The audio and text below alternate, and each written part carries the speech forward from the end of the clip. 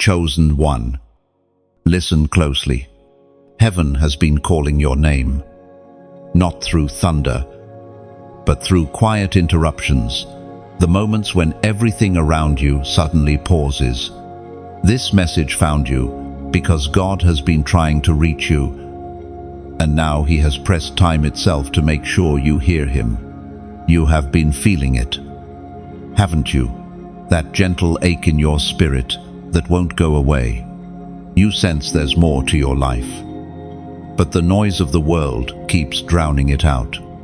You keep moving, pretending you're fine.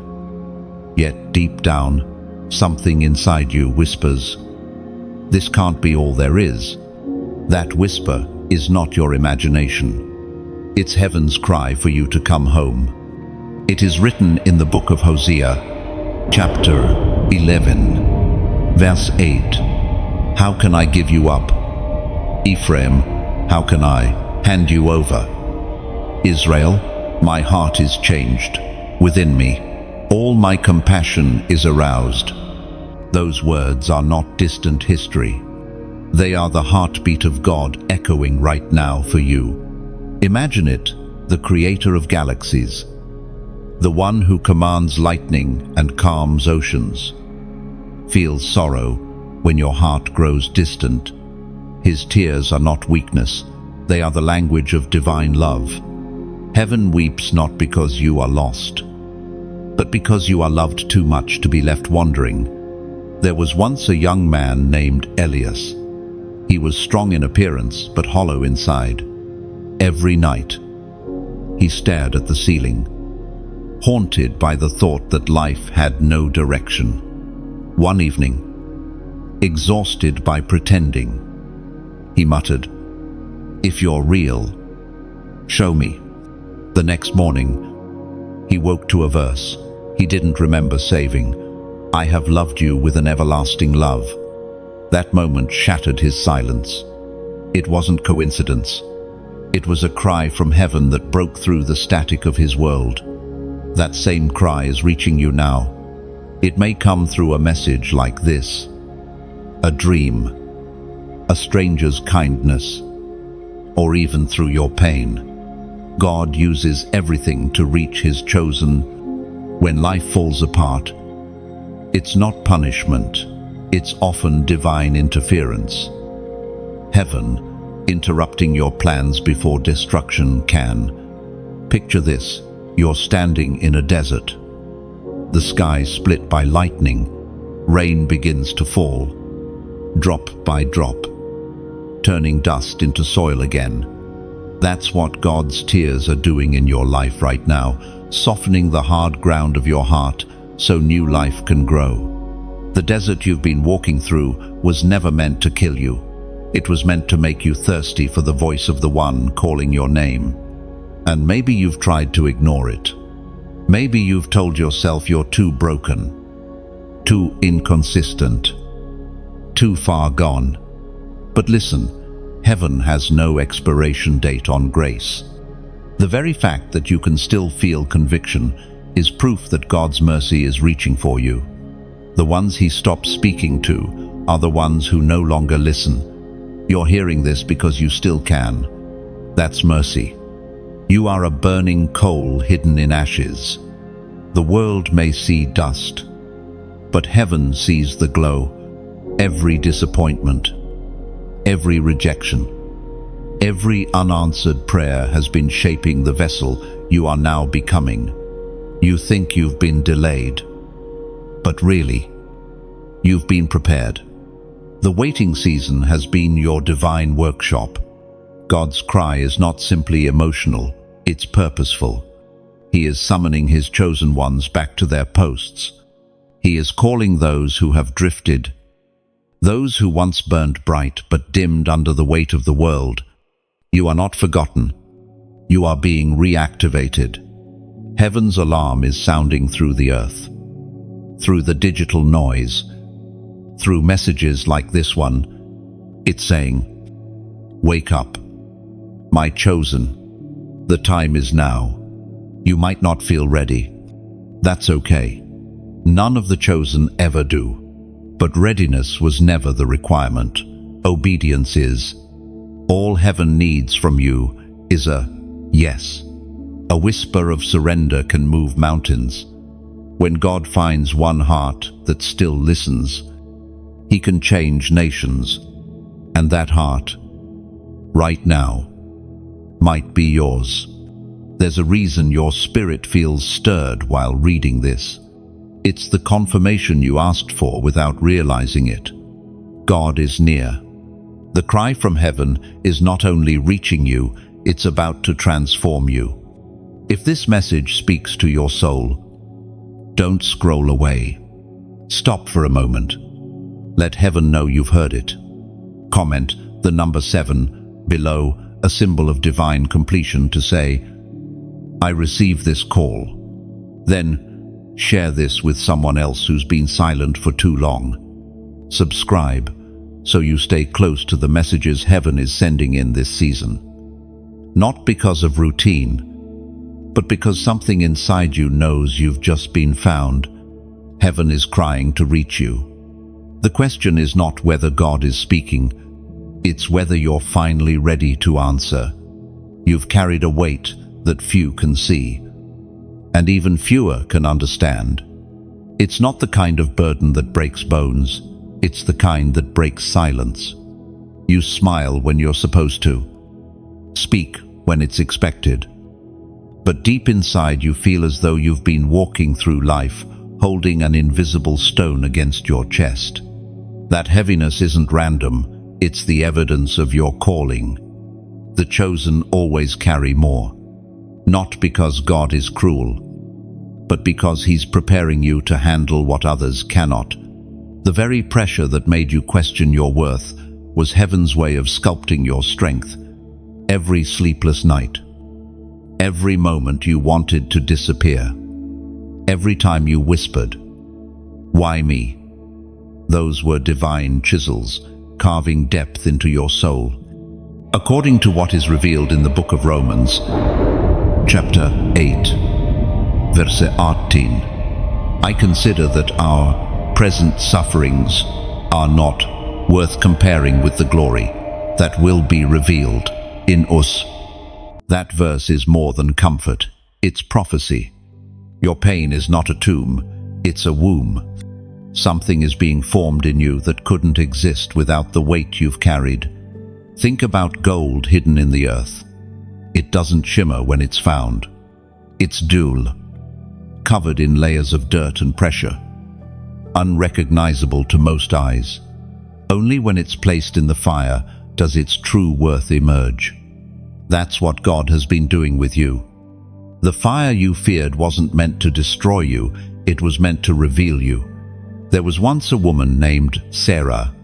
She spent years feeling overlooked, always serving, always showing up, yet never seen. Every time she prayed for breakthrough, the silence grew louder. One night, in frustration, she shouted, "Why do you keep giving me battles I didn't ask for?" And for the first time in years, she felt a whisper rise within her spirit. Because you can carry them. That night she realized what you are realizing now, that being chosen means being trusted with trials that shape destiny. You might not see it yet, but the very weight you curse is the same one. Heaven applauds. The enemy sees the light you carry and attacks accordingly. He doesn't waste ammunition on the ordinary. He aims for the anointed. That's why your struggles have been so specific, your pain so personal, because your destiny threatens darkness. There are moments when you've tried to lay the weight down, to run from your assignment, to blend into the background. Yet every time you try, something inside you refuses to settle. That's your spirit, remembering who you are. You can't return to what God has already called you out of. You were never designed for comfort, you were built for calling. Look at your life through another lens. Imagine a seed buried deep beneath the soil. From the surface, it looks forgotten. covered, invisible, but underneath, there's activity stretching, breaking, sprouting. The darkness that surrounded the seed wasn't punishment, it was process. You are in that same stage. The covering is not abandonment, it's protection until your roots are strong enough to handle the light. God knows how heavy it's been.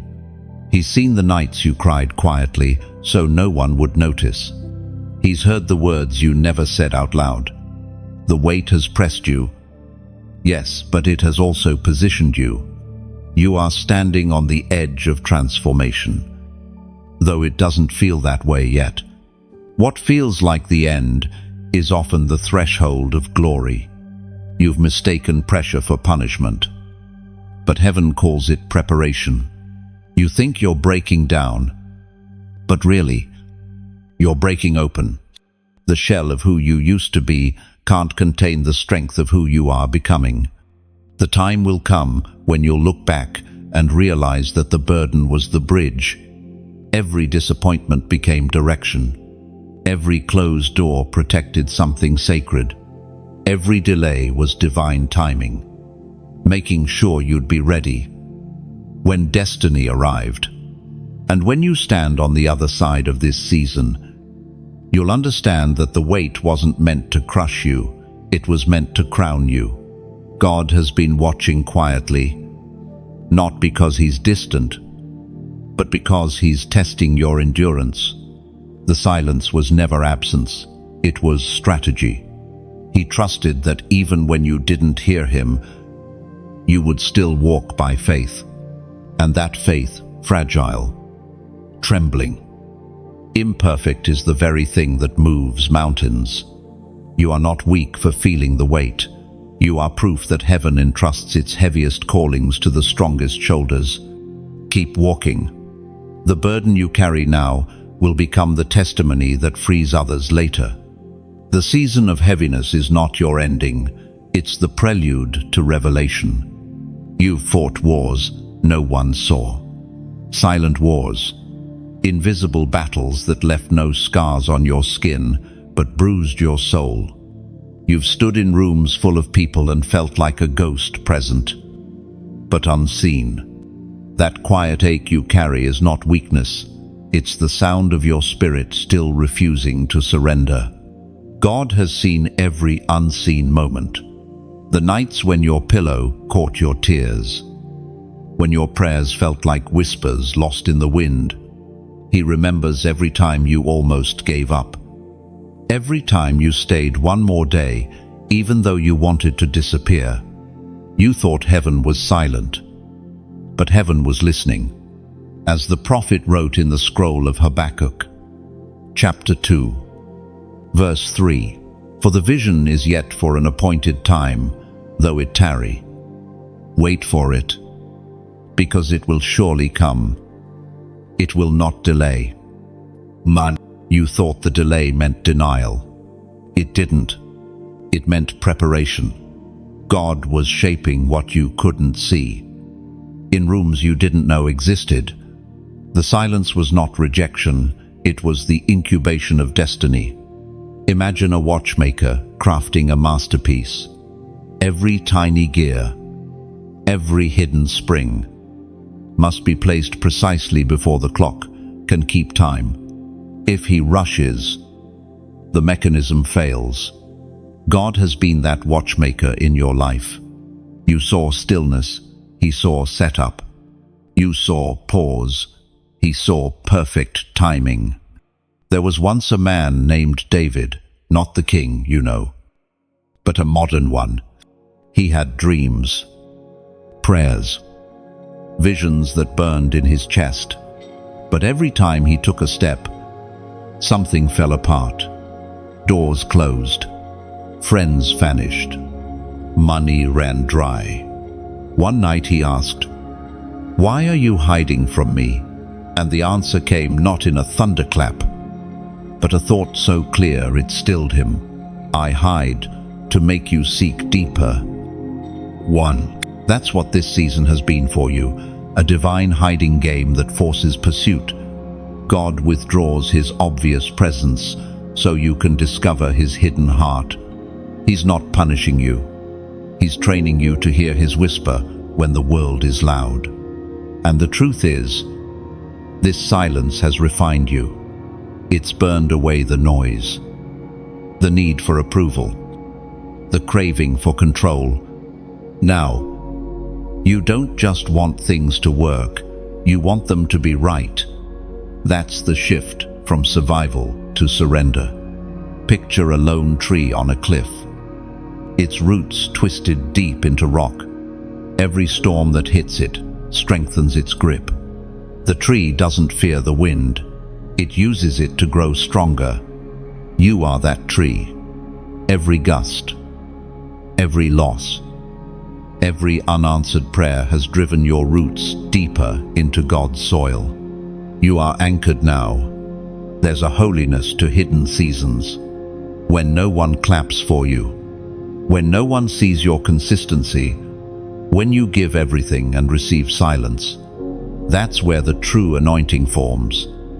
You've been anointed in obscurity so that when your time comes, you'll carry glory with humility. You are closer than you think. The shift you've been praying for isn't far, it's forming quietly. Like dawn behind the mountains. You can't see it yet, but you can feel it. The air has changed. Heaven is rearranging things on your behalf. Don't despise the hiddenness. Don't curse the quiet. The same God who hides in silence will shout through your breakthrough. Every unanswered prayer is about to echo back as testimony. Every delay is about to prove why it had to be this way. You've been faithful in obscurity, and heaven has taken note. When the vision finally unfolds, it will make sense. Every detour, every disappointment will line up perfectly. You'll realize that what you called loss was simply divine redirection. You are not forgotten. You are being announced in heaven before you are revealed on earth. And soon, what's been private, pain will become public purpose.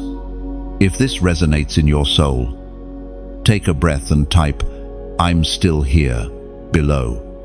It's not just a comment, it's a declaration to heaven and hell alike that you've survived what was meant to silence you. When you write those words, you affirm that the story isn't over, that the vision still breathes. You've been hidden long enough. The unveiling is near. The night has stretched long, but dawn is already brushing the horizon. Heaven has been quietly arranging the pieces of your story. Soon, what once felt like chaos will reveal itself as choreography, every heartbreak aligned toward your breakthrough. This is not the end of waiting. It's the moment before unveiling. God is not late, he's precise. Every silence, every pause, every detour has been the map leading you here.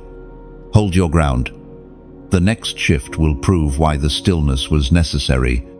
There comes a point when heaven begins to uncover what has been whispered in secret. The winds change. The ground trembles. Suddenly, the things once hidden start coming into light, not to embarrass, but to expose truth. You can feel it in the air right now. Can't you? A sense that something is shifting. The atmosphere is thick with revelation. What was once buried in shadows cannot remain there forever. God is a revealer of hidden things. When he decides to lift the veil, nothing and no one can stop him. Every lie, every false alliance, every hidden motive begins to tremble under the weight of his light. The voice of God thundered in the book of Daniel, chapter 2, verse 22. He reveals deep and hidden things. He knows what lies in darkness, and light dwells with him. That verse isn't just ancient poetry, it's prophecy unfolding right now. The season of exposure has begun. God is separating what appears righteous from what truly is. You've been praying for clarity, and heaven has heard. But understand this: clarity often comes through shaking. When light enters, shadows lose their power. The truth doesn't arrive gently, it arrives like lightning, cutting through layers of deception. And while the world trembles at the exposure, you, chosen one, will stand unshaken. Because your foundation is not built on illusion, but on the voice of the living God. This unveiling is not only global, it's personal. God is also exposing what has been lurking in the corners of your own heart, the compromises, the fears, the unhealed wounds you thought you'd buried. Don't resist it. This is mercy, disguised as confrontation. God reveals only to heal. There was once a man named Jonah, not the prophet, but one like him. He lived a double life, speaking faith with his lips while harboring doubt in his heart. One night, he felt convicted in prayer, as though heaven itself had placed a mirror before him. He tried to ignore it, but the reflection grew louder. The next day, a stranger spoke to him words that cut deep. God wants the version of you that no one sees. That was the day Jonah stopped hiding. Within weeks, the heaviness that had followed him for years lifted. It wasn't punishment, it was purification. You've felt that same mirror turn toward you lately, haven't you? The gentle conviction, the sense that God is asking for more honesty, more surrender. This is not condemnation, it's invitation. The more light you allow in, the freer you become. Think of gold again before it gleams. It must face the fire. The flames expose every impurity. What melts away in the process isn't loss, it's liberation. Likewise, every layer God peels back in you is making room for glory to dwell. And what happens internally mirrors what's happening in the world. Deception has reigned for too long, but heaven is intervening. Hidden agendas, corrupted systems, false prophets, everything operating in secret is being brought into view. Truth, like a rising tide, cannot be held back forever. When exposure comes, it's not chaos, it's cleansing. The shaking you see in the world is heaven rearranging order. It's uncomfortable, yes, but it's necessary. Light doesn't ask permission from darkness, it simply arrives and takes over. In your own life, the people who once deceived you are revealing themselves. The opportunities that looked golden but weren't aligned are fading. You're not losing, you're being protected. Every removal is a rescue, though it doesn't feel like it at first. This unveiling season is sacred. Don't rush it. Don't fear it. Just stay close to the voice that has guided you through every previous storm. God's justice is not revenge, it's restoration.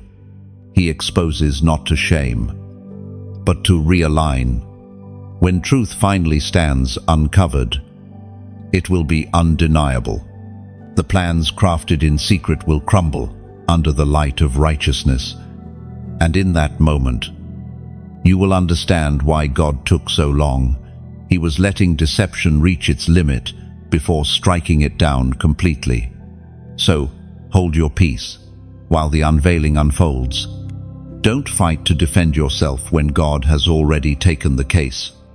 Let light do what it was designed to do: reveal, refine, and redeem. The exposure has begun, and though it shakes the ground, it will not shake you.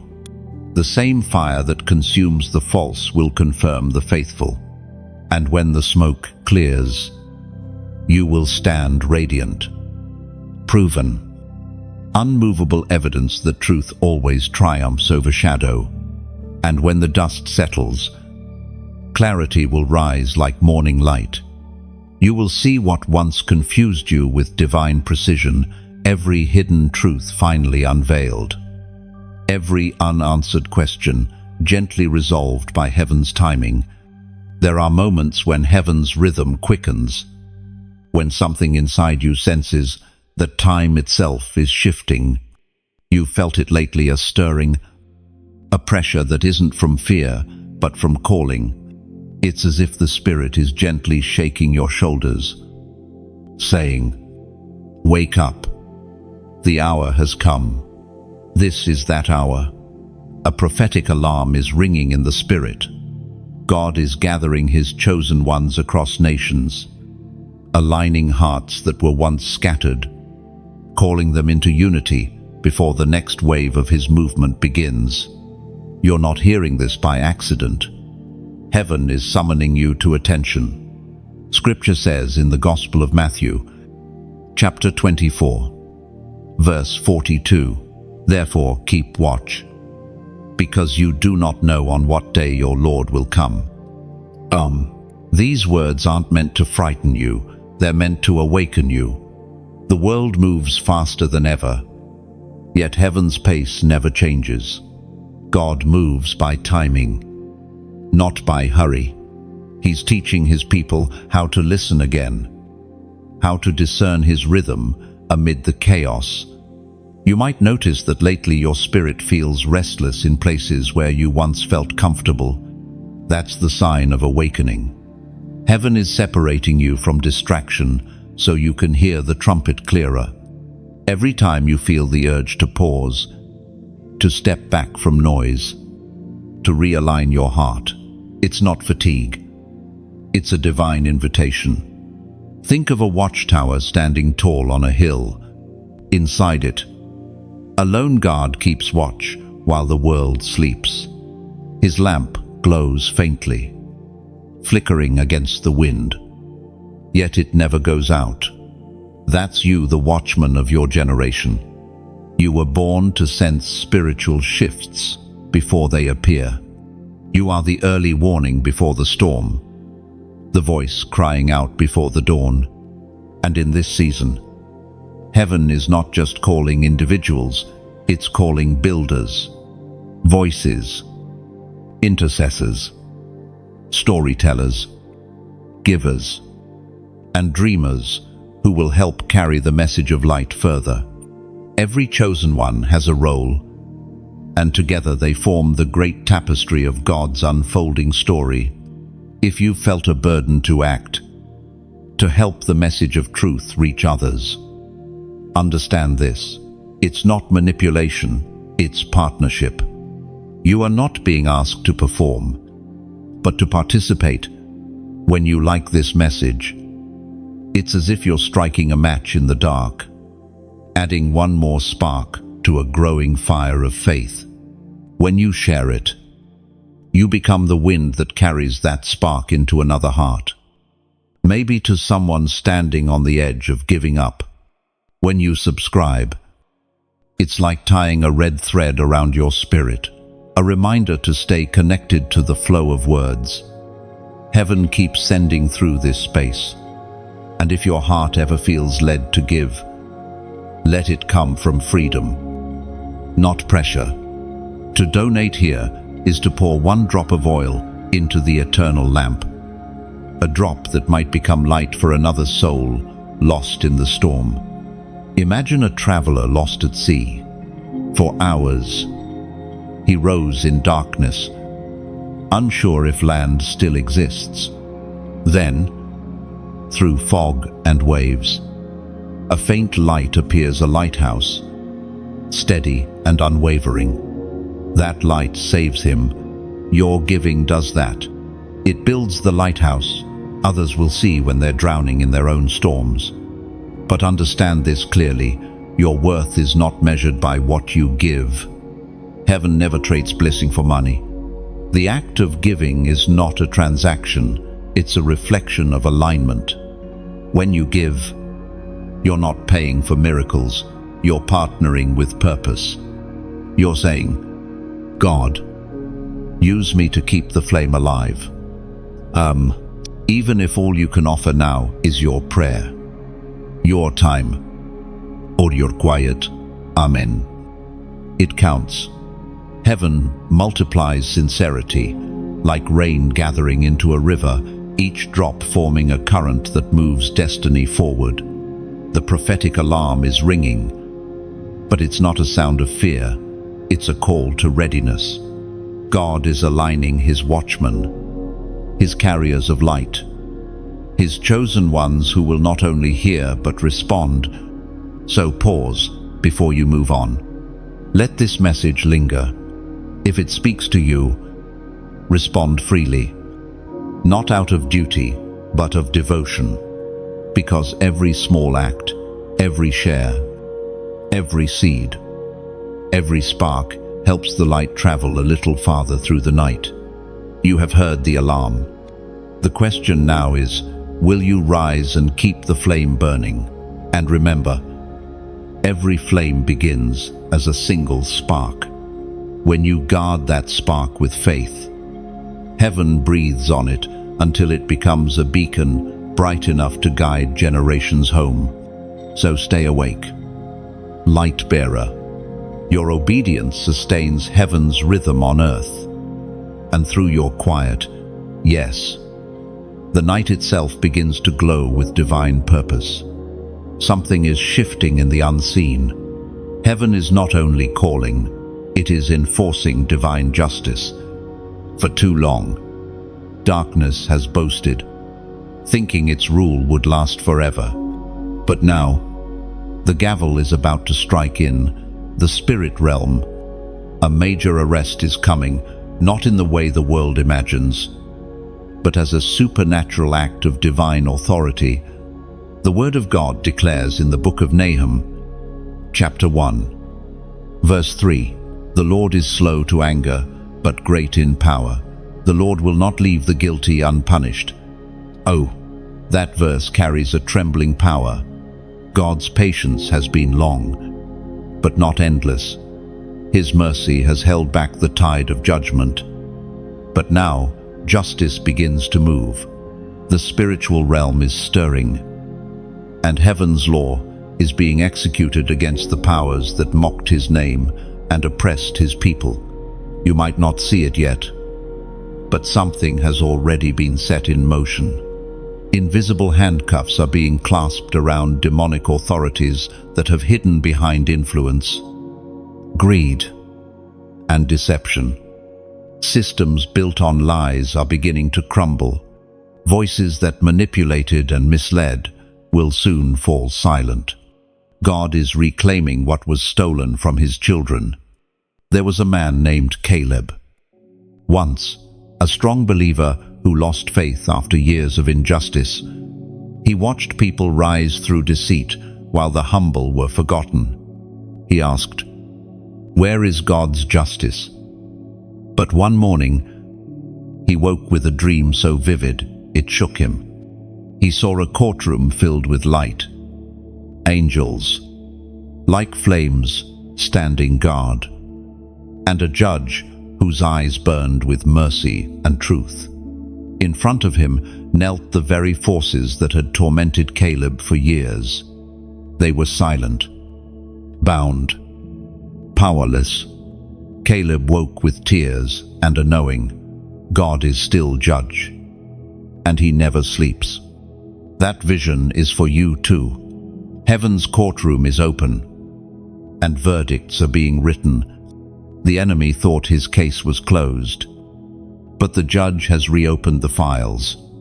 Evidence of pain, betrayal, and spiritual theft is being presented before the throne.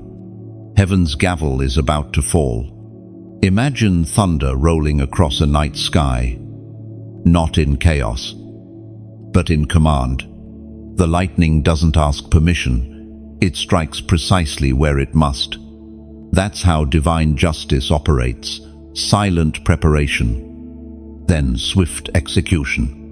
You will see it soon in ways both subtle and public: relationships realigned, hidden truths exposed, spiritual attacks suddenly stopped without explanation.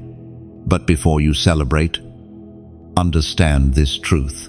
Divine arrests are not only external. Sometimes, God arrests what's within us too: habits, fears, and attachments that keep us bound. His justice is also mercy, dismantling the prisons we built inside ourselves. You may feel him confronting you in this season, not to condemn, but to correct. The same authority that binds demons can free your heart. When heaven arrests darkness, it doesn't only punish, it restores. What was stolen will return multiplied. The same enemy that tried to chain your mind will become the reason others are freed through your testimony. The arrest in the spirit realm always marks a turning point, the moment where oppression loses its claim. So if the warfare around you has intensified lately, take heart. It's the sign that the arrest warrant has already been issued. Hell is panicking because it knows its time is short. The trembling you feel isn't fear, it's transition. The cell doors are opening, and captives are walking out. Your name is on the list of those being released. Your peace, your purpose, your purity, they're all being restored. The delay wasn't denial, it was heaven gathering evidence. Now, the judge stands, and the room falls silent. Justice moves. And when you see shifts happening, doors closing, people exposed, old patterns breaking, don't be afraid. It's not destruction, it's divine order. The arrest in the spirit realm has begun. Heaven's armies are moving with precision, ensuring that what belongs to you will no longer be held hostage. When you finish reading these words, pause. Look around your life, not with fear, but with awareness.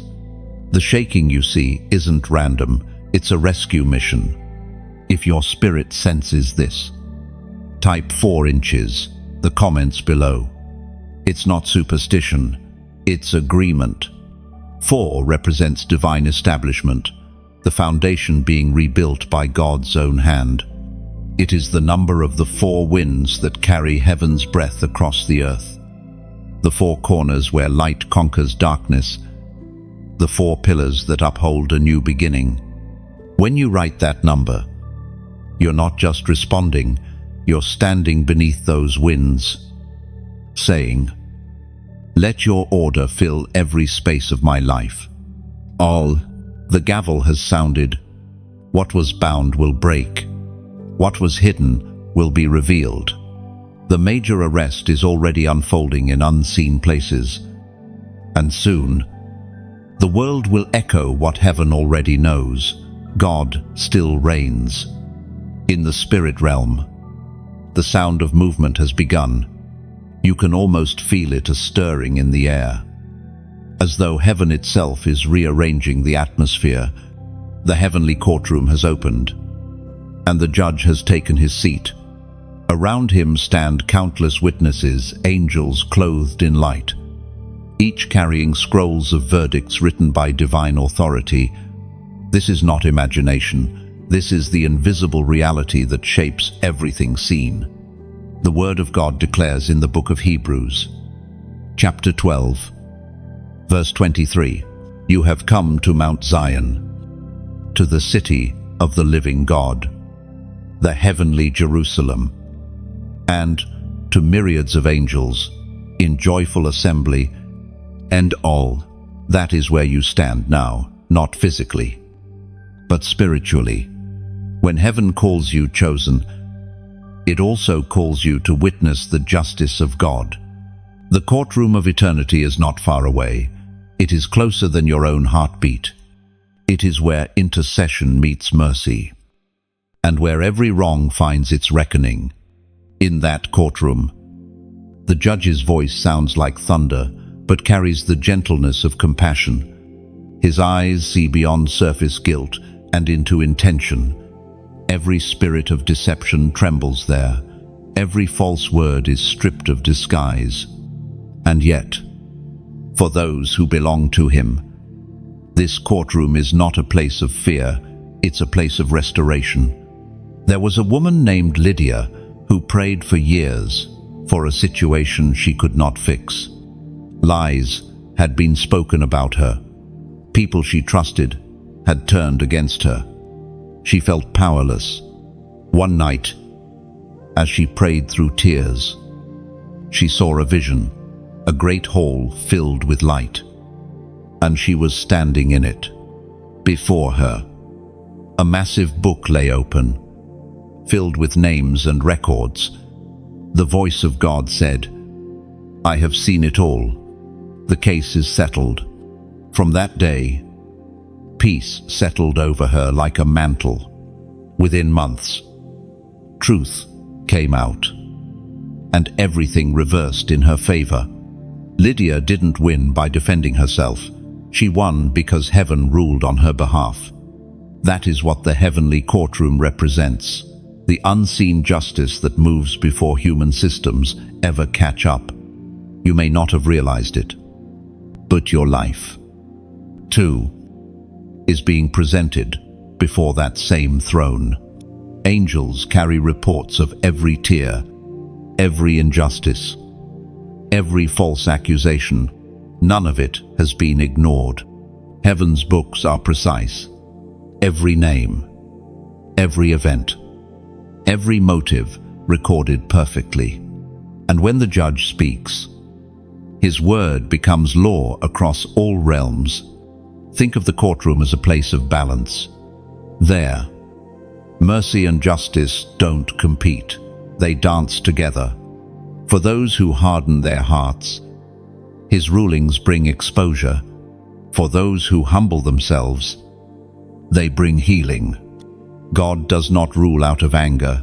He rules out of love that refuses to let corruption go unchecked. There's a sacred stillness in this process. The world sees chaos, but heaven sees order forming. Just as a potter's wheel spins before the clay finds its shape, so does this shaking serve divine design. The gavel that strikes in heaven always results in alignment on earth. What feels like loss is often repositioning. What seems delayed is usually divine timing, waiting for completion. You may have prayed and felt nothing change, but listen carefully. Silence in heaven often means preparation. The scrolls are being unsealed, the decrees written. Heaven doesn't rush. It works in perfect sequence. And when the ruling comes, no voice of opposition can overturn it. This is why the chosen must learn to rest, even when they cannot see results. The courtroom scene reminds you that justice isn't random, it's relational. God doesn't just correct wrongs, he establishes righteousness. You are not fighting for victory, you are standing from victory already declared. Imagine a single feather falling from an angel's wing, landing softly on a table of light. That's how precise heaven's record is. Nothing overlooked, nothing forgotten. Every whisper, every unseen act of faith, every choice to forgive rather than retaliate, recorded, remembered, rewarded. The next time you feel surrounded by false accusations or unfairness, picture that courtroom. Remember the judge who never loses a case, who never overlooks evidence, who never delays without purpose. And when the verdict comes, it will not just vindicate you, it will ripple through generations. Because when heaven rules, its impact echoes beyond time. You may not hear the gavel, but soon you'll see the results. What's unfolding in your life is not random chaos, it's divine law being enforced by the highest court in existence. The heavenly courtroom stands, and your name is known within its walls. When the judge rises, heaven vapes, not from sorrow born of weakness, but from love too deep for words. There are tears in the divine realm, tears shed not for punishment, but for mercy delayed too long. This is the moment when God grieves, not because he is powerless, but because his heart still burns for the ones running from him, as the prophet Jeremiah once recorded. Chapter 31, verse 20. Is Ephraim my dear son? Is he a pleasant child? For though I speak against him, I do earnestly remember him still. Therefore, my heart yearns for him. Learn that yearning, that divine ache is the sound you hear in the spirit right now. It is not thunder, not earthquake, but something softer, the weeping of God over souls who no longer listen. Heaven's tears are the echo of love unreturned. For ages, God has reached toward humanity with patience. He has whispered through the sunrise, spoken through the kindness of strangers, shouted through circumstance, and yet many hearts grow colder, turning his grace into noisy. You, chosen one, and have felt the sting of that silence too, the pain of watching others drift away from light. Perhaps that's why your compassion has deepened. You have seen what rebellion costs. There was a time when the world knew what reverence meant, when people trembled at the thought of grieving the Spirit. But now, indifference is mistaken for strength, and apathy disguised as wisdom. Yet, even in this darkness, God's heart still acts. He is not quick to abandon. He is relentless in pursuit. His tears water the soil of souls that once seemed barren, hoping one seed might still awaken. Imagine a great tree in the heart of a desert. Its roots stretch deep beneath the sand, reaching for the faintest trace of water. Every leaf on that tree bends toward life, yearning to touch rain again. That's how heaven's love moves, rooted, patient, unyielding. The desert may last long, but the tree still waits for revival. In heaven's grief there is also beauty, tears. After all, our liquid prayer. When God weeps, creation listens, storms shift, winds still, and angels bow their heads. Each tear is a declaration that love has not given up. Mercy still lingers, even as justice prepares to move. You may ask, why does God cry if he already knows the ending? Because love doesn't stop feeling once it knows the outcome. The Father's knowledge of the future doesn't dull his compassion for the present. His tears are the bridge between justice and grace. There was a woman named Hannah who once cursed her own reflection, convinced she was beyond forgiveness. But one night, in her darkest hour, she felt warmth wash over her heart, a sense of presence too gentle to deny. She heard only a whisper, "I never stopped reaching for you." She wept, not from guilt, but from realization he had never left. That's what divine tears do. They melt the walls we thought were permanent. The grief of God is not destruction, it is redemption waiting for an answer. His weeping marks the moment before awakening. The same rain that falls in sorrow becomes the flood that nourishes revival. Heaven's tears carry seeds of restoration. Even creation seems to echo that pattern. Rain falls, rivers rise, and life follows. Nothing grows without weeping.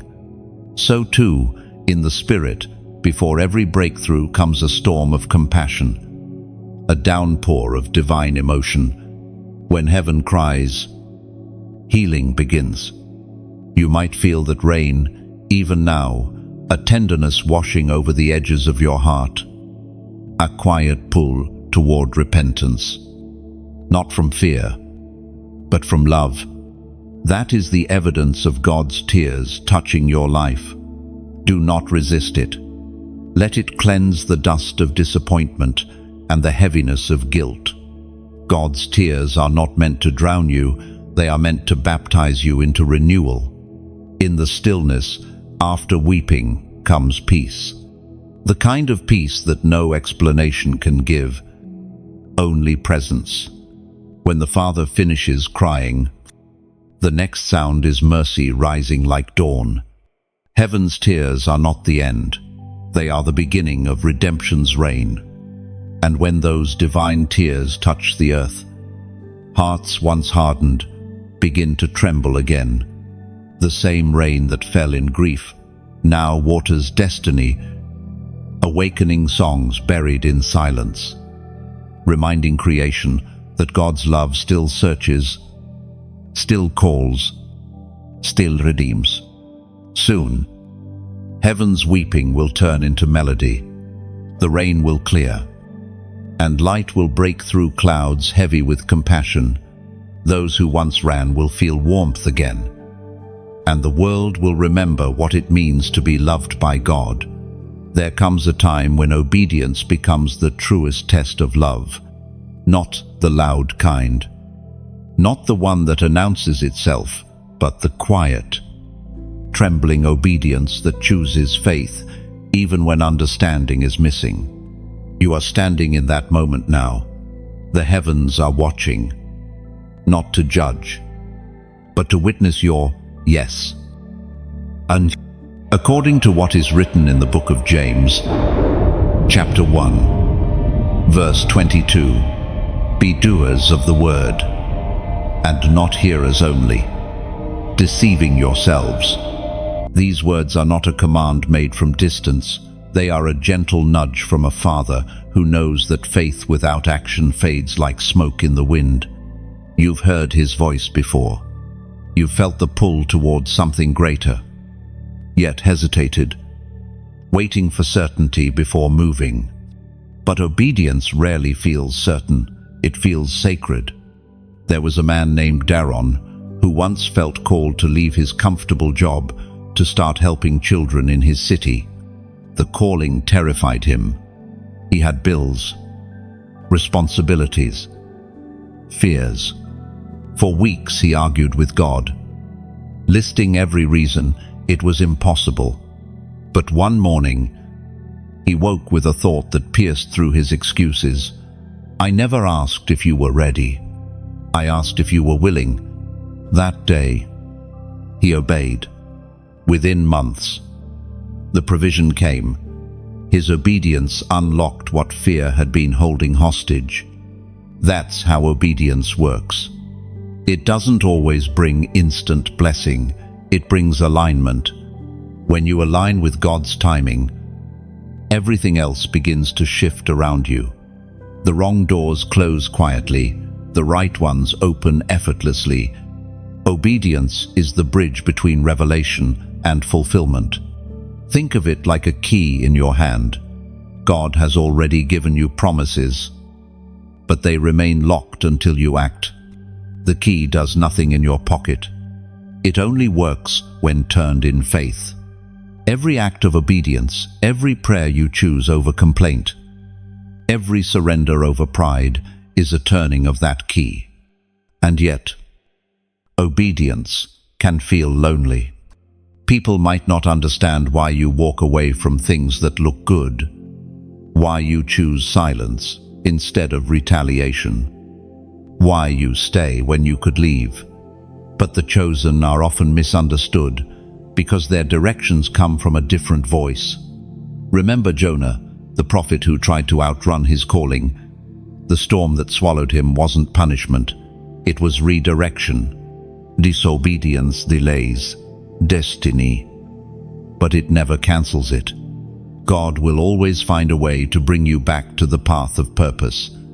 You, too, have had storms not born from sin, but from resistance. The harder you fight what heaven asks, the stronger the wind grows.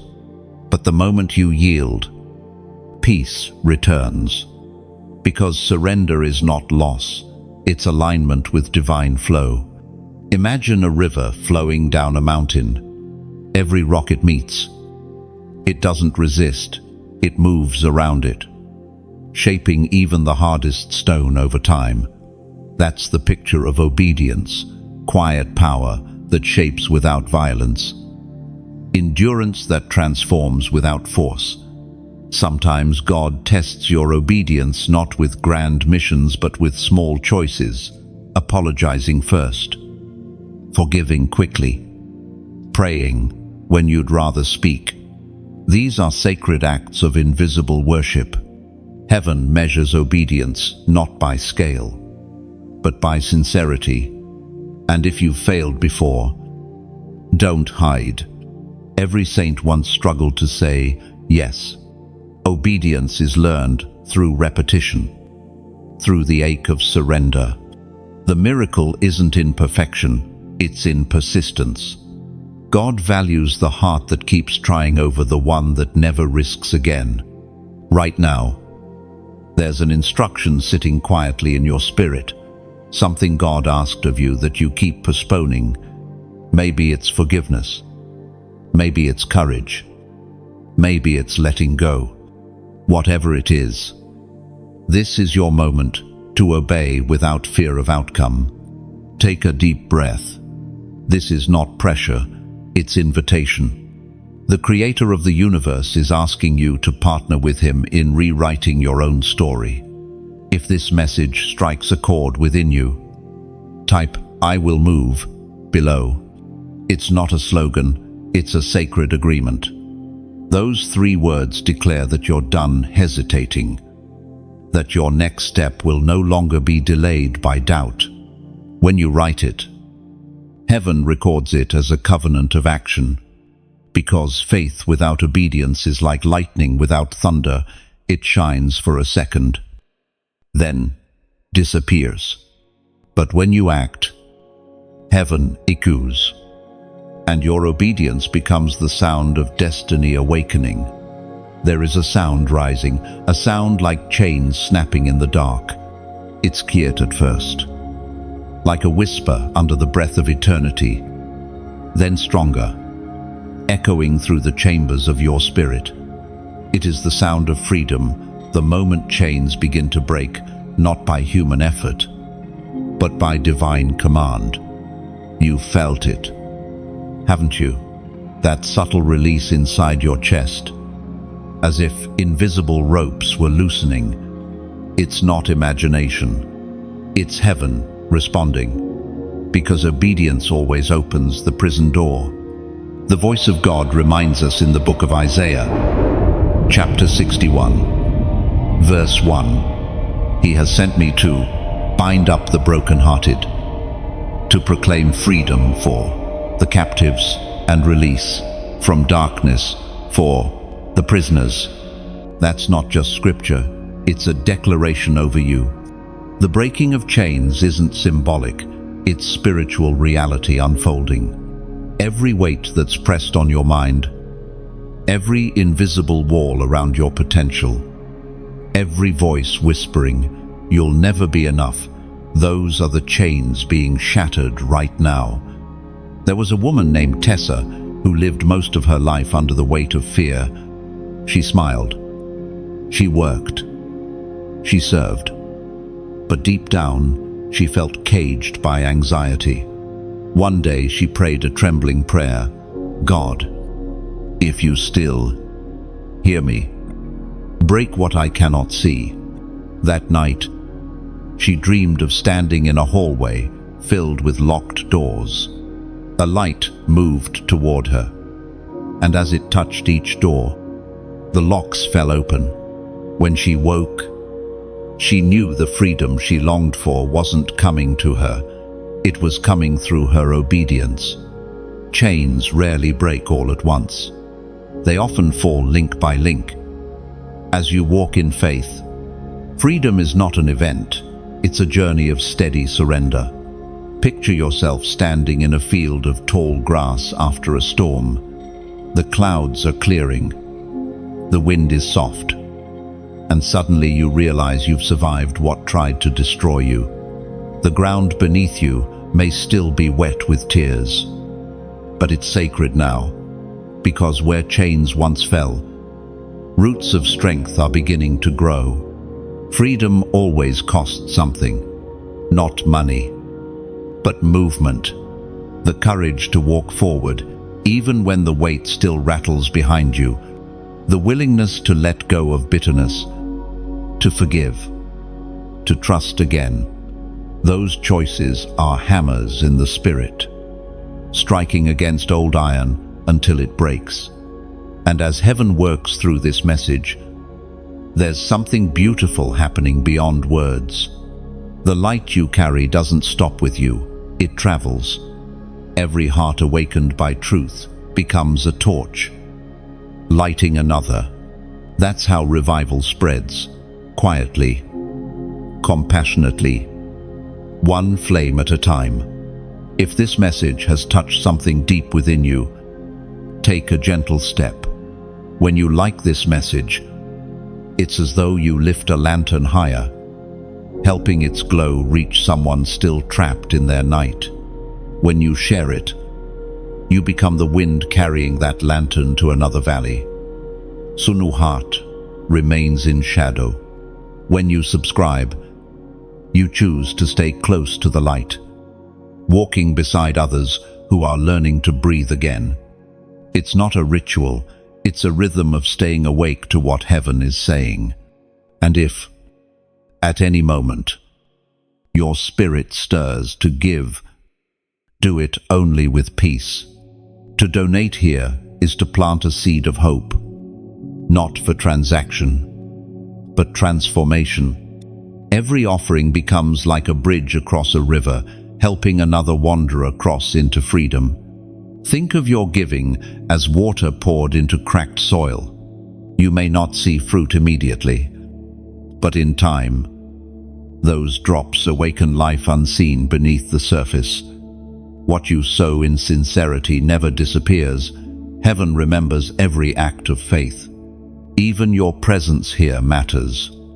Your listening, your reflection, your willingness to pause, all of it builds the unseen cathedral of hope that God is raising through His chosen ones. Each action, small or grand, contributes to the breaking of chains in places you may never visit, but will one day see in eternity's light. Freedom isn't something to hoard, it's something to pass on. When you lift another soul, heaven multiplies the freedom in your own life. So breathe deeply. The air feels lighter because it is. The chains that once defined you are lying behind you. Powerless now, you are stepping out of the cell into sunrise. This is your new ground, walk it boldly. And as you do, help others find the way by keeping the light alive. Every click, every prayer, every seed, every yes is a gentle echo of the freedom that began with one divine whisper. You are free. The shift has already begun. You may not hear it yet, but it's moving quietly beneath the surface of your life, the gentle hum of divine reversal. It starts like a whisper in the wind, soft enough to overlook, but steady enough to change everything.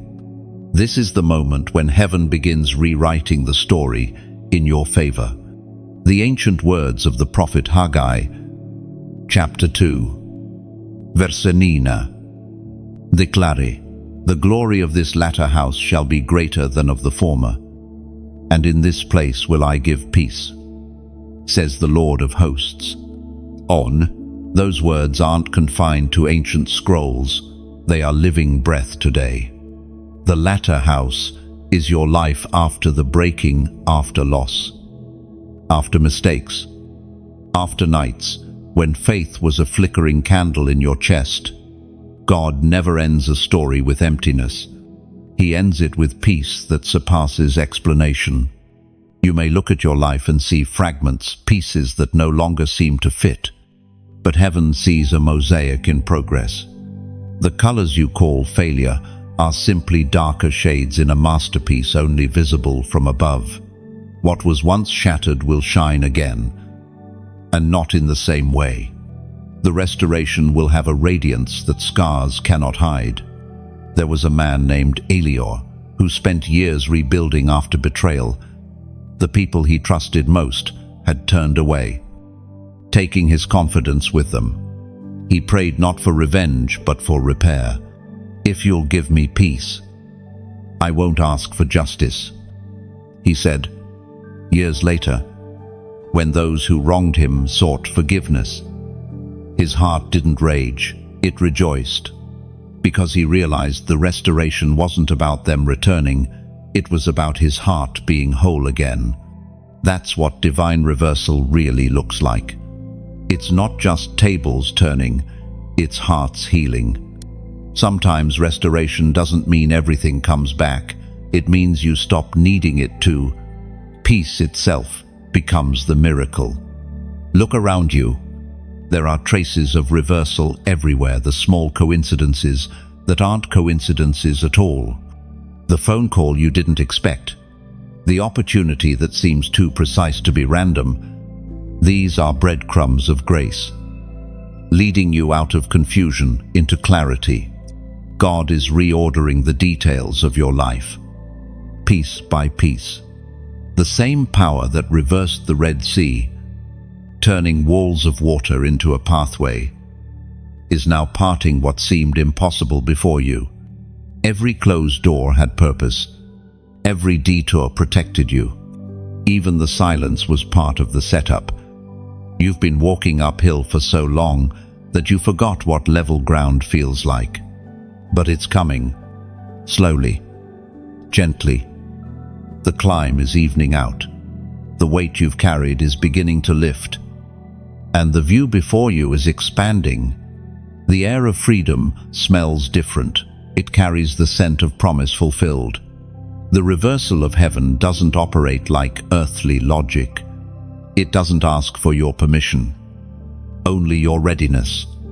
When the time arrives, it moves suddenly, restoring not just what was visible, but what was hidden, your confidence, your laughter, your belief that goodness still finds you. Imagine a field after winter, barren and grey. The farmer walks across it, planting without evidence of life, yet underground.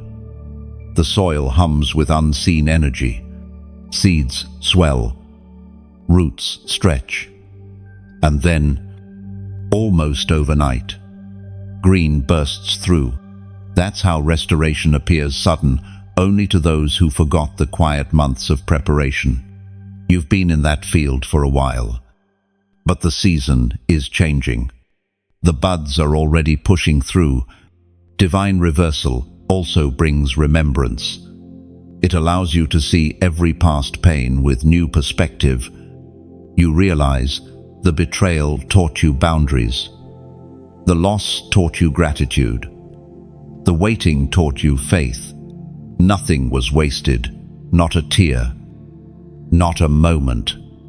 God was collecting each fragment, waiting for the perfect time to reveal how they fit together. You don't need to fight for what's returning. You only need to make room. The same hands that took away are the hands now restoring. And when He restores, He does so with precision, grace, and excess. The blessings that arrive won't feel random, they'll feel familiar, like coming home after a long exile. Soon, you'll see the signs. The weight will lighten, the fog will lift, the people meant for your next chapter will appear, and peace will become your new atmosphere. The reversal won't just change circumstances, it will change you. When heaven reverses a story, it doesn't return you to who you were, it reveals who you've always been. And that revelation will make every delay, every wound, every tear make sense. This is the law of divine return. The latter will indeed be greater than the former, and in this place, your place, peace will reign again. Heaven's movement is not random, it is rhythmic. Just as the tide knows when to rise, and the moon knows when to glow, so does the Spirit know when to visit His chosen ones with new instruction. You are entering that moment now, the moment when revelation shifts into responsibility. You have felt it in your spirit lately, this quiet sense that something is about to begin. It's not anxiety, it's alignment. Heaven has been arranging things behind the curtain of time, preparing you for an unveiling you didn't even know you were waiting for. It was spoken through the prophet Zechariah, chapter 4, verse 6, "Not by might, nor by power, but by my Spirit, says the Lord of hosts." That single truth could rewrite how you see your life. The battles you thought required strength were never meant to be won by muscle, they were meant to be surrendered to Spirit. The greatest victories of the chosen never come from striving, they come from surrender. There was once a young woman named Mara who always fought to control her destiny. Every plan, every goal, every relationship, she tried to orchestrate it all. When things fell apart, she blamed herself. But one night, while praying in exhaustion, she whispered, "I can't do this anymore." In that moment, peace flooded her room. She realized surrender wasn't giving up, it was giving in to the rhythm of God. From that night forward, doors began opening. She had stopped knocking on. That's how heaven works. It moves when you stop forcing and start flowing. The Spirit doesn't shout to be heard, He waits to be trusted. You, too, are being called to release control. The next chapter of your calling will not require more effort but deeper trust. The very thing you've been clenching your fists around is the thing God wants you to place gently in His hands. Imagine a bird standing on the edge of a cliff, trembling as it faces the sky. It doesn't know it can fly until it jumps. You are at that same ledge now. Heaven's wind is waiting, but it cannot carry what you refuse to release. The time for half measures is over. Heaven doesn't speak this to frighten you, but to prepare you. The season of delay has ended. What's coming will demand clarity, courage, and commitment. And yes, there is a testing in this transition, a final refining before elevation. God always polishes His vessels before displaying them. You have been through fire, pressure, silence, and pruning, not because He abandoned you, but because He was perfecting you for visibility. Many of the chosen confuse waiting with being forgotten, but the truth is, God hides His finest weapons until the battlefield is ready. He's been sharpening you in secret so that when the moment comes, your obedience will cut through darkness like a sword of light. So, what must you do now? Stay yielded. Keep your spirit sensitive to instruction. Heaven will not move through the proud, but through the humble heart that still listens. It's time to breathe differently, to breathe with purpose. Every inhale is an invitation to receive. Every exhale, a release of control. This rhythm, this holy exchange, is how you will walk in supernatural peace, even when chaos surrounds you. And while this message speaks of destiny, it also speaks of decision. God's Spirit is asking for your yes again, not out of pressure, but out of partnership. The earth is groaning for those who will respond, and heaven is ready to move through those who do. If you can feel that stirring, that undeniable sense that the message is for you, type 8 inches. The comments below. It's not coincidence, it's covenant. 8 represents new beginnings, resurrection, and the eternal cycle of renewal.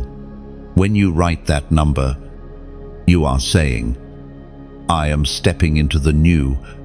I choose the flow of spirit over the weight of control.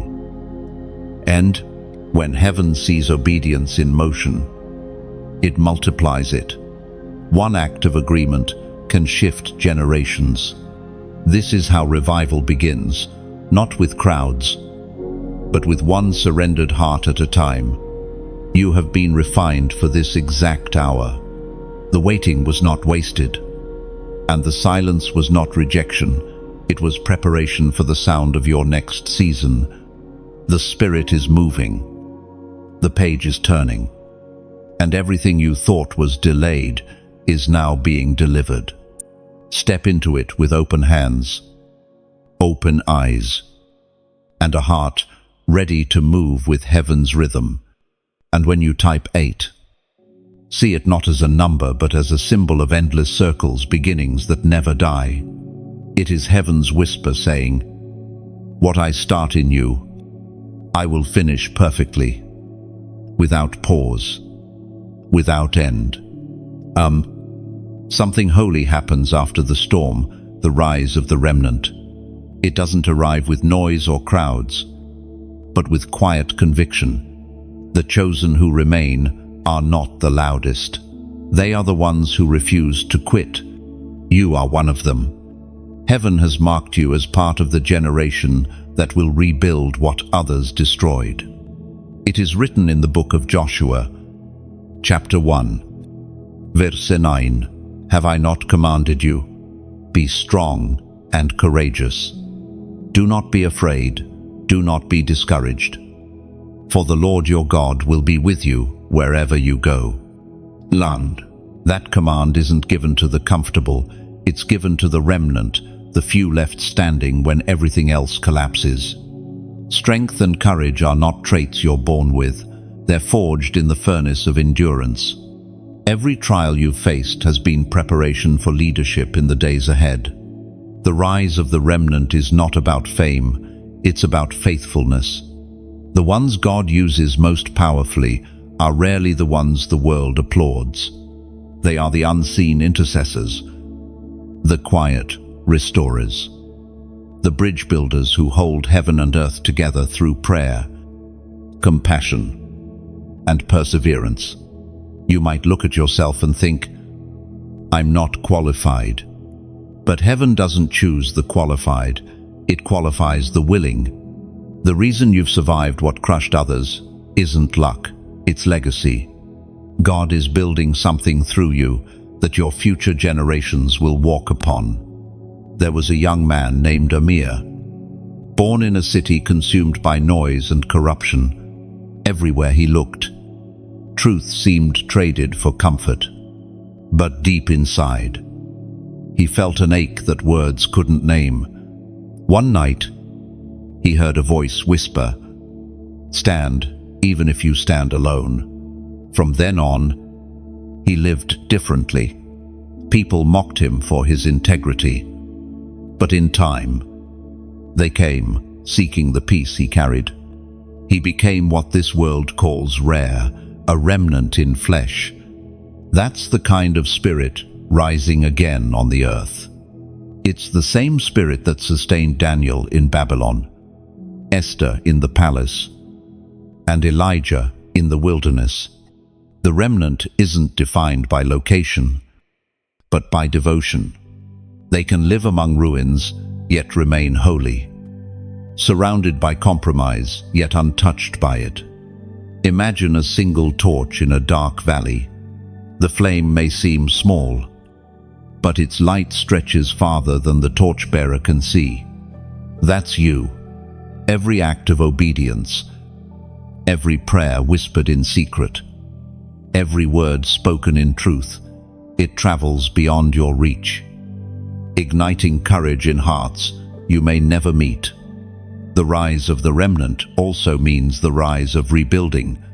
You are not only called to survive, but to restore what has fallen: faith, compassion, honor will stand again through your hands. God is giving the remnant the blueprints for restoration: ideas, songs, ministries, movements that will heal nations.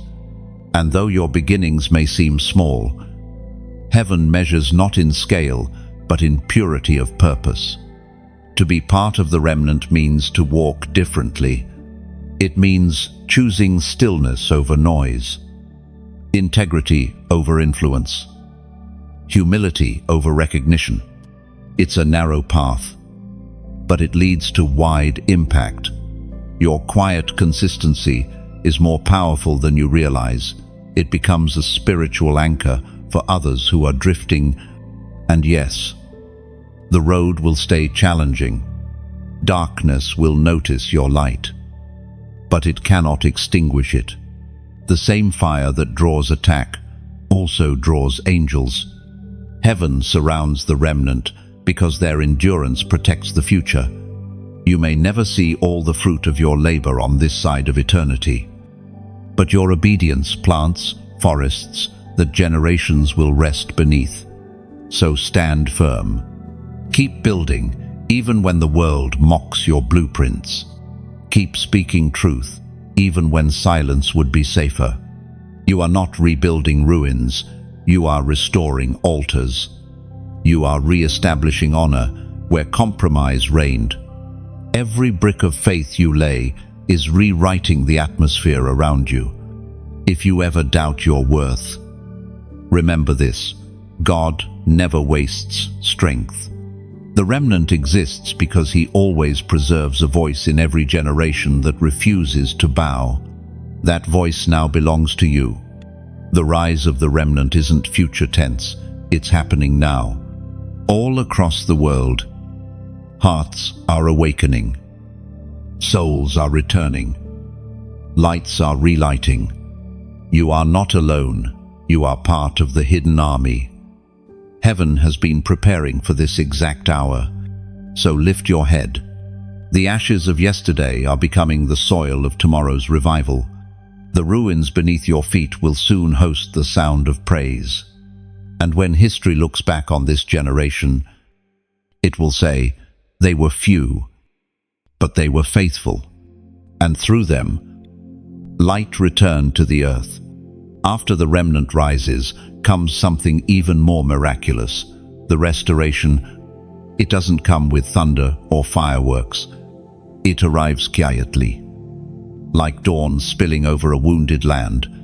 Restoration is not loud, it's steady. It doesn't rush, it unfolds. It is the patient return of beauty after ruin, the slow reappearance of light where darkness once reigned. It is written in the book of Psalms, chapter 126, verse 5, "Those who sow in tears shall reap with songs of joy." And that verse is the anthem of restoration. Every tear you've ever cried has been currency in heaven's economy. None of them have gone unnoticed. Each one fell like a seed into the soil of your story. And now the time of harvest approaches. You may not even notice it at first. Restoration rarely announces itself. It begins with small signs: a sense of calm after years of storm, laughter returning to your voice, peace that doesn't depend on circumstances. The same things that once drained you start to strengthen you. This is what it feels like when heaven restores. There was a man named Elias who lost everything: career, family, reputation. For years, he lived in the shadows of regret, convinced his story was over. But then one morning, while sitting in a park, he noticed the first light of sunrise touching the leaves. He heard something in his spirit whisper, "Even the sun knows how to return." From that day, he started again, not by chasing the old life, but by building a new one with gratitude instead of guilt. Within a year, Joy became his daily language. That is the rhythm of restoration. It never tries to rebuild the past. It constructs the future from what remains. God doesn't put you back where you were. He plants you where you belong. Restoration also carries humility. It teaches you to see value in small things.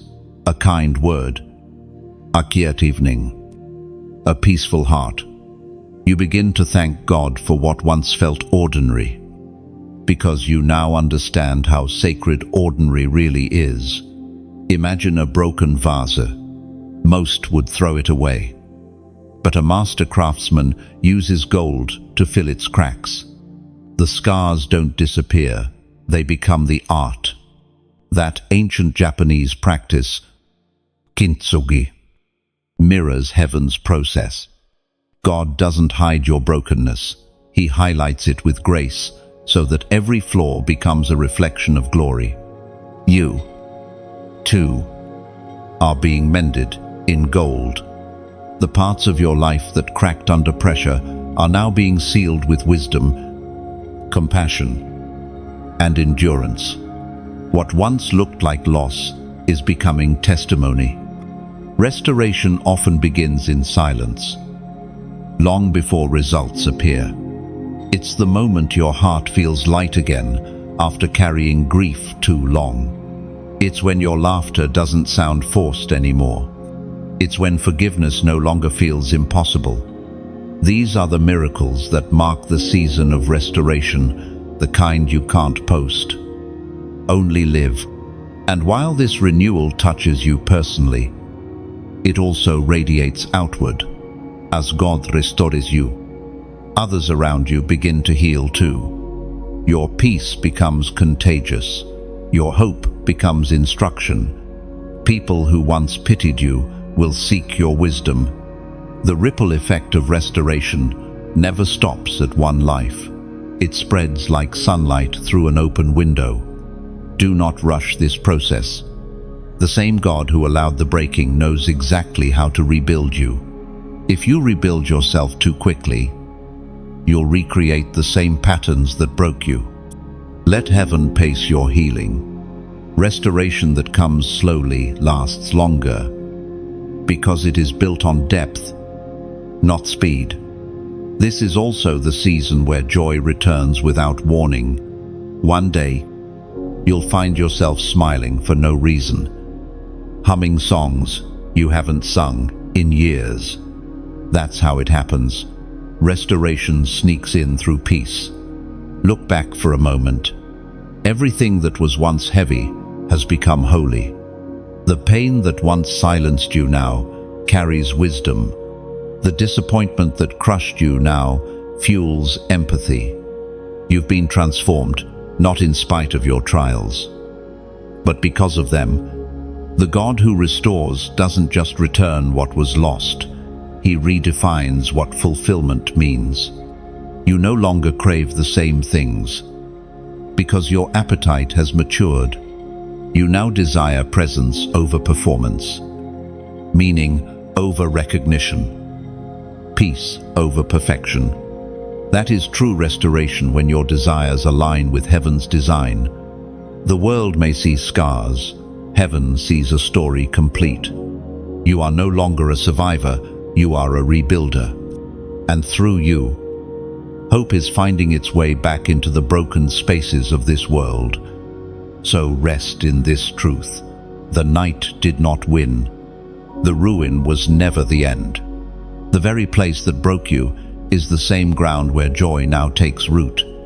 The dawn has returned, and with it, your song. When restoration reaches completion, heaven crowns the faithful. It's not a crown of gold or jewels, but one of light, an unseen glory that rests upon the heart of those who endured. You are standing in that sacred moment now, the point where survival turns into sovereignty. God is placing honor where there was once only pain. It is written in the second book of Timothy, chapter 4, verse 8. Now there is in store for me the crown of righteousness, which the Lord, the righteous judge, will award to me on that day, and not only to me, but also to all who have longed for his appearing. This crown is not earned through perfection, but through perseverance. It's the quiet reward for every sleepless night, every prayer that felt unanswered, every act of obedience done in silence. The world may not have noticed, but heaven did. Every unseen sacrifice built the throne you now stand upon. Think of a tree that's weathered countless storms. Its bark bears scars, yet its roots reach deeper than ever before. When sunlight returns, its leaves shimmer brighter than those of trees untouched by wind. That's you. Your endurance has become your brilliance. The very struggles that tried to break you now reflect divine strength. And as you stand in this new clarity, heaven invites you into a higher rhythm, not of striving, but of shining. Your light is not meant to dazzle, it's meant to guide. Every word you speak, every action you take, becomes part of a melody. Heaven is composing through your life. There was a woman named Leora who once thought her purpose had ended after loss. But as she began to speak healing into others, she realized something beautiful. The more she gave away, the more her spirit grew. That's the paradox of divine purpose. The more you pour out, the fuller you become. Your crown isn't just for you, it's for others who will see it. And remember that victory is possible. You are the proof that grace wins. And now, as your light begins to spread, it carries the power to ignite others. When you like this message, it's as though you lift your torch higher, allowing its flame to touch hearts still walking through their night. When you share it, you become the wind that carries that flame further, perhaps to someone who has forgotten that dawn exists. When you comment, your words become seeds falling into unseen soil, each one a testimony that light still lives, even after darkness. When you subscribe, it's like returning to a well. You've helped dig, knowing that every visit fills you again with fresh water from heaven's stream. And if one day your heart feels stirred to give, let it be from joy, not obligation. To donate here is to plant a tree in the soil of faith, a tree you may never sit under, but others will. Its branches will hold shade for those who need rest, and its roots will whisper your name to heaven as gratitude. You are not giving to man, you are giving back to the light that carried you through. Every act of generosity becomes a note in the song of restoration that God is composing through his chosen ones. Imagine an orchestra playing in a vast cathedral. Each instrument adds depth to the music, and without even one, the harmony would be incomplete. That's what your participation does. Every like, every word, every offering, small or great, adds another instrument to heaven's song of hope. This isn't transaction, it's transformation. You are part of something eternal, a movement of souls learning to give, not out of guilt, but out of gratitude. The crown God places on you isn't meant to be kept polished in secret, it's meant to shine. And every time you help spread the light, you become part of heaven's restoration project for the world. Pause for a moment. Feel that quiet warmth in your chest. That's not emotion, it's recognition. Heaven is confirming what your heart already knows. You've been crowned to carry the light forward. So keep shining, freely and joyfully. Lift the torch, share the warmth, build the bridge, and let love flow through your hands as naturally as breath. Because everything you give returns multiplied not always in wealth, but in wonder.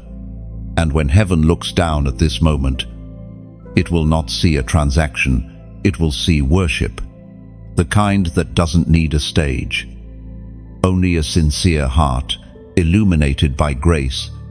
Your story doesn't end with victory. It continues with generosity. You are crowned, not to stand above others, but to lift them higher.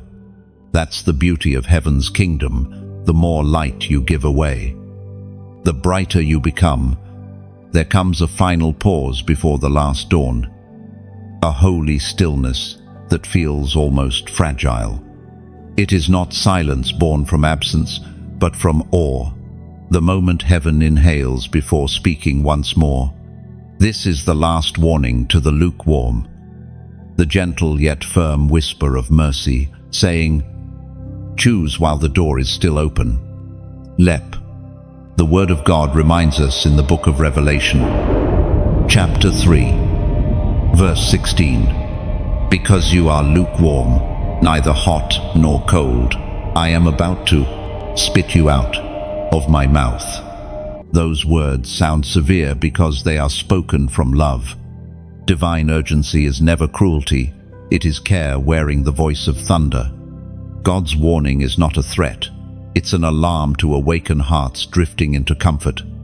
He knows how easily faith becomes ritual, how easily passion turns to habit. You may have felt that drifting yourself. The prayers once alive now sound rehearsed. The hunger that once burned now flickers faintly. You're not faithless, you're fatigued. But heaven is calling you back to fire. Because lukewarmness is not safety, it's slow surrender to apathy. This moment, this message is a rescue disguised as reminder. God doesn't want your perfection, He wants your pulse. He's not asking for flawless performance, only genuine pursuit. Lukewarm hearts are not evil, they're empty. They settle for comfort instead of communion, form instead of flame. But the Spirit refuses to leave you half awake. There was a man named Aaron who once preached with fire, but slowly faded into routine. One day, while praying mechanically, he heard something so quiet it almost went unnoticed. You speak of me, but do you still miss me? That question broke him. He wept for hours, realizing that in serving God, he had forgotten to love Him. That night, he didn't ask for a platform, only for passion again. And heaven answered, that's what this warning is about. It's not for punishment, it's for revival. God is tired of religion without relationship, of routine without reverence. He wants the real you, the one who used to cry during worship, who once felt His presence like fire on skin. He wants that raw honesty again. Lukewarmness doesn't begin loudly, it begins quietly with excuses, distractions, and small compromises. It tells you later, when heaven says, now, it dulls your discernment until sacred things feel optional. And soon, the flame that once terrified darkness becomes a flicker barely seen. But here's the miracle. Even a flicker is enough for God to reignite. Imagine a coal buried in ashes. It looks cold, forgotten, dead. Yet when breath touches it, it glows again. That's what God's Spirit is doing now, breathing on coals that thought their fire was gone. If your heart feels stirred, that's not guilt, it's grace. Grace reaching to reawaken what complacency tried to smother. This final warning carries both gravity and grace. The window of mercy remains open, but not forever. History shows that God's patience has a holy limit, not because He's cruel, but because love demands décision. Mercy without response becomes tragedy. The lukewarm heart stands on that edge, beloved but uncommitted. Look around you. The world hums with distraction. Everything shouts. Stay busy, while heaven whispers, be still. The danger of this generation is not rebellion, it's distraction. People are not running away from God. They're drifting slowly until they forget the sound of His voice. You don't have to stay there. The way back is simple, though it costs everything. Honesty. Tell Him where you are. Tell Him that your fire feels small, that you're tired, that you miss the closeness you once knew. He listens. He has always listened. And the moment your honesty breaks the surface, heaven begins to breathe again. God doesn't reject the lukewarm. He revives them. His correction is always invitation to burn again, to believe again, to belong again. The warning comes before the window closes because mercy still holds it open. But once truth is ignored long enough, silence becomes the only teacher left. Don't wait for silence. Let this be the moment you awaken. The Spirit is calling the chosen to return to devotion before deception deepens. Every heartbeat right now is another chance to say yes. And when you do, when you surrender pride, distraction, and delay, you'll feel it, a pulse of warmth returning to your chest. Not from emotion, but from reconnection. The fire hasn't died, it's been waiting for oxygen. The lukewarm fade in comfort, but the burning change worlds.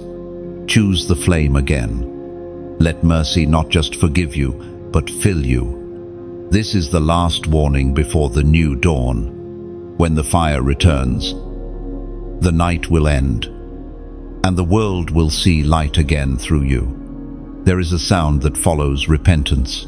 It's not the noise of weeping, but the quiet song of redemption. It rises gently at first, like dawn humming across a silent horizon.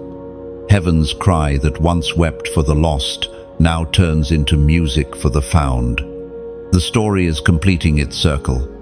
What began in sorrow ends in glory.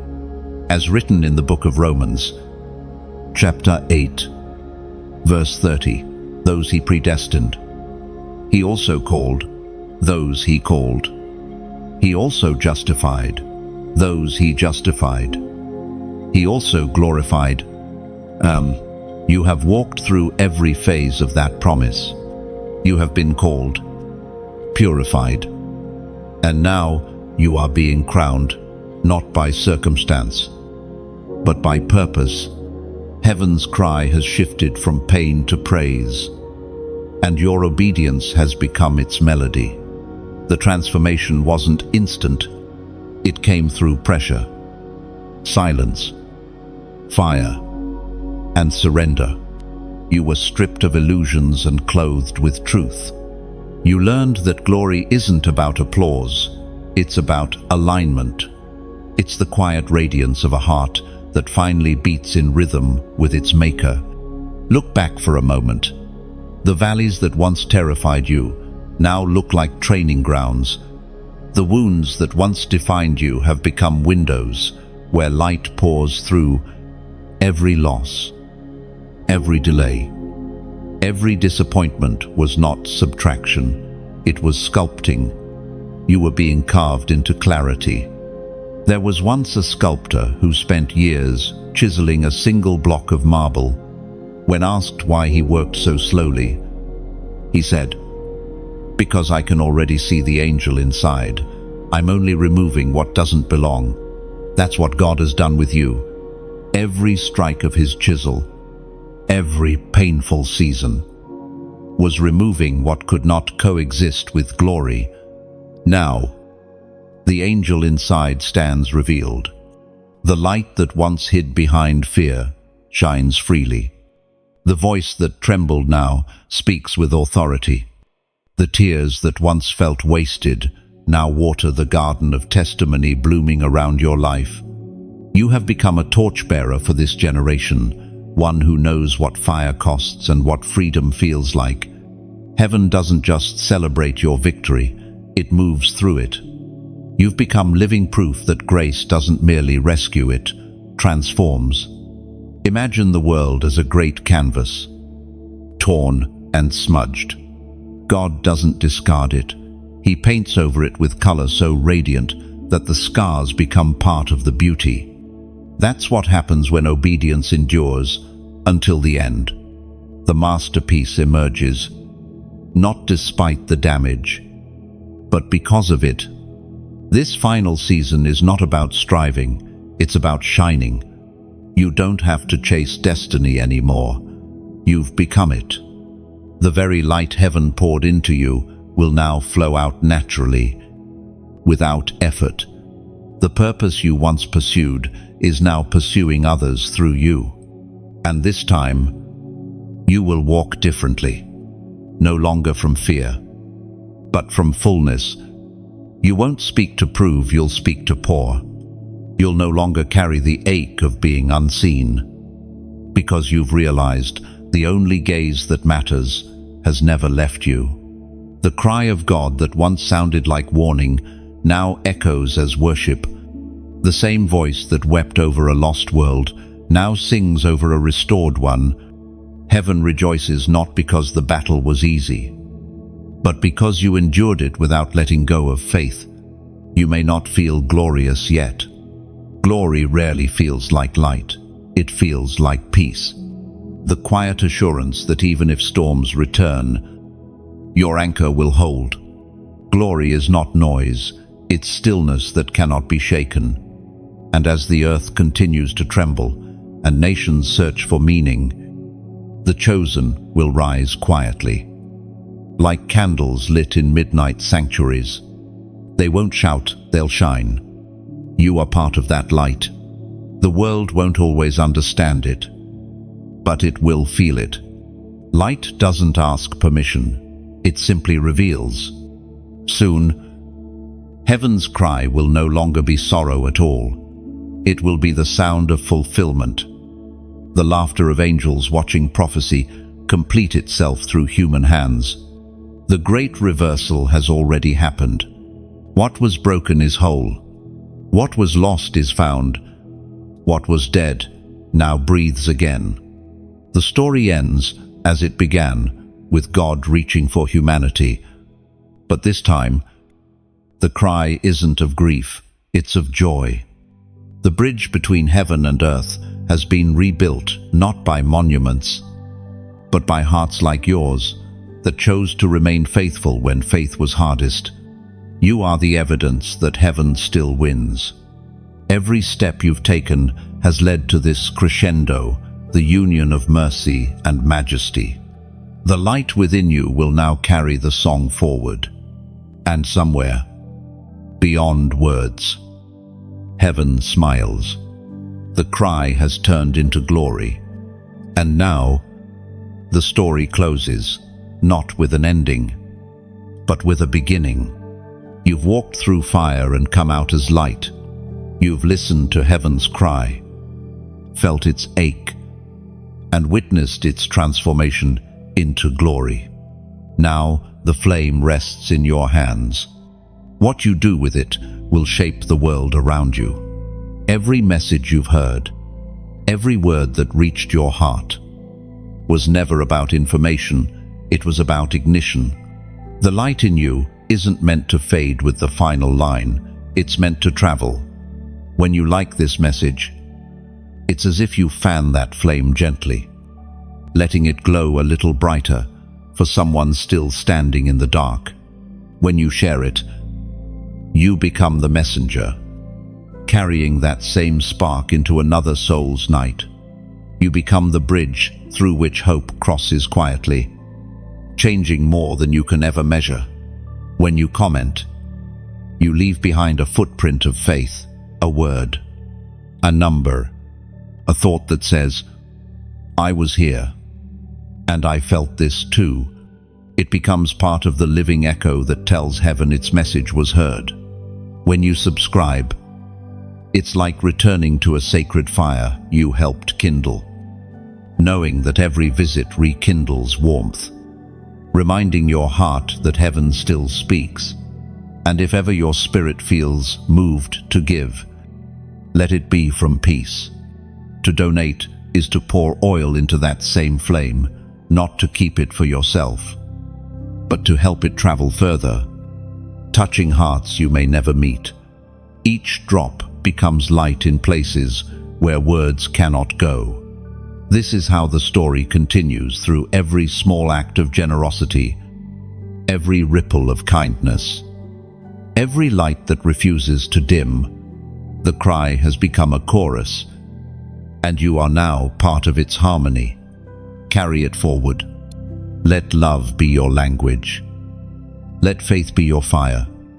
And let your life be the proof that heaven still reaches for earth.